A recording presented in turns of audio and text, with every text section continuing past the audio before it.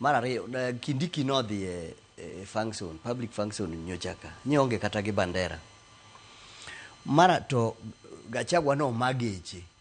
Kane ging'eni Gachagua ok deputy president. No gimaye geche gi gang ne ot. Ne giweye to dhi kacha.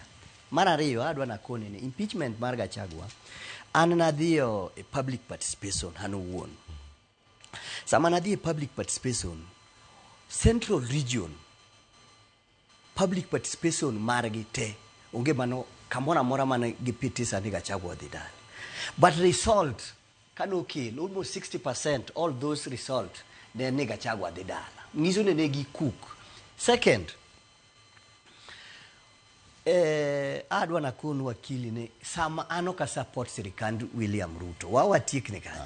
Nikech awinjo ko wacho ni samora support wach Gachagua nikech because of the ground ma kucho na luro mondo kik wache.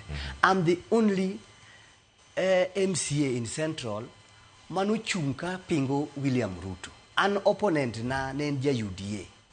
Ngat William Ruto to kendo Central almost 80% ne ginjo UDA.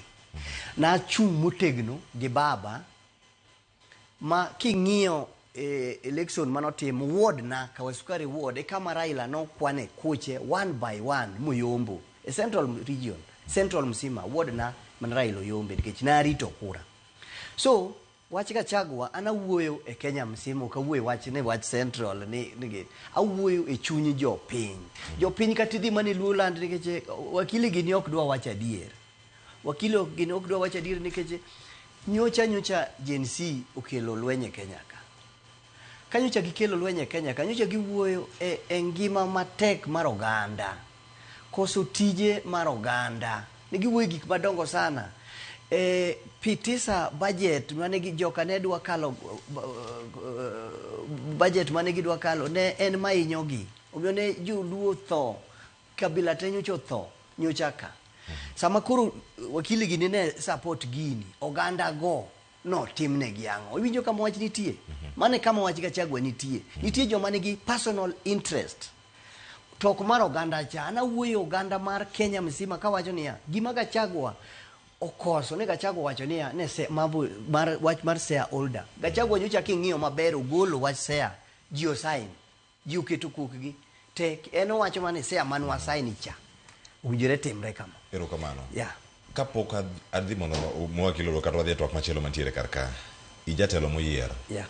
Kane kwan mantie kama nochwale od bura mano ma National Assembly bang public participation me wacho ka ne obedo cooked. Bende se chwalo kata ndika mora mora ne speaker kata ne clerk mar od bura kipingo kwan mantiere karka nikech kwan me wacho ni kami wuoke constituency mi wuoke Kawasukari nitiere kar chung od bura mar Ruiru constituency. Kama nitiere karkanyo kwan akon ni chal kama. Ne gin ji 63 mano wuoke public participation. Prabich no wacho ni I support thicho mar Gachagua. Apagadek no wacho ni ok gisir wuok mar Gachagua. En atamalo moyo 79 no wacho ni gi support. Atamalo 20.63 no wacho ni gi kwedo. Kwan gi duto kama gintiere kama Kawasukari ntiere diere ka. Mano te kwan mesedhi ni complain wigini nok gin kare othiche o mak ni kare. Kaput awe wach kapuka complain do. Adwa na piny ni population mar Ruiru romo nade. Population mar Ruiru sub-county or Ruiru constituency is about 400,000 people.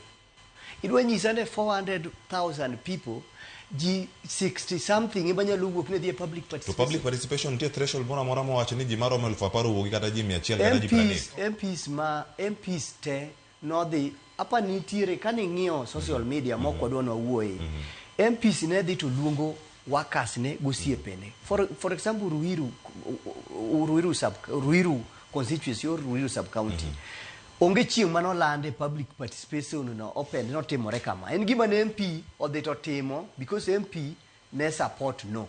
Gidhi gitime room ji 61. Even Kawasukari ward kende nigi population of 50,000. Kawasukari ward kende. Binge wards manie Ruiru constituency ne romo nade. There are 8. Jogedi manu wuok oko. Onge kata chiel. Gine mani girem koso jopiny manu. Ok no landi kama gicha ntie en gima no dhi otime yot. Kapoka ka wakili.